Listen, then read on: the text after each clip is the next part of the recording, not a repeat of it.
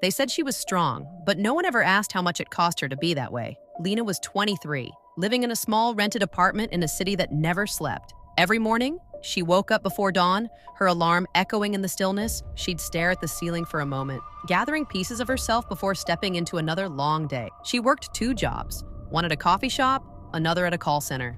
Every day she smiled at strangers, joked with customers, and said, "I'm fine," more times than she could count. But behind that smile, her heart was quietly breaking. Her rent was late, her body was tired, her dreams slowly fading into the background of survival. On the bus to work, she'd watch people scrolling through their phones, laughing, talking, living, and she would think how strange it was to feel invisible among so many faces. The world around her always wanted something from her time, her patience, her energy, but no one ever asked what she wanted. She had learned to wear a mask, because when a woman cries, the world calls her weak, and when she stays silent, they call her cold. There was a time when life felt different. She was just a little girl then, sitting beside her mother, drawing stars on old pieces of paper. She used to tell her mom that she wanted to be an astronaut, to fly above the world and feel weightless. Her mother would smile and say, "You'll go far, my star." But after her mother's illness took her away, the world suddenly became heavier. Bills replaced dreams. Silence replaced laughter.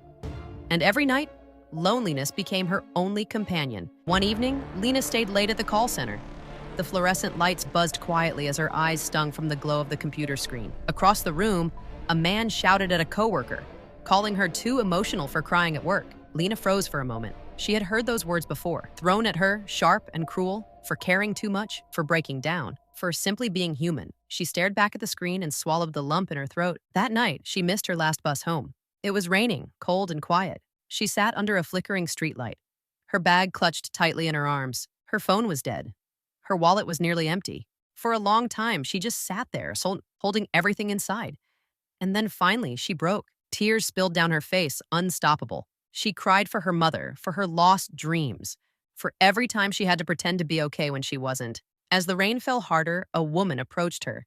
Someone she vaguely recognized from the coffee shop. She handed Lena a paper cup of hot tea and sat down beside her. The woman looked at her gently and said, "You know, it's okay to not be okay." It wasn't much, just 6 simple words, but they felt like sunlight breaking through years of darkness.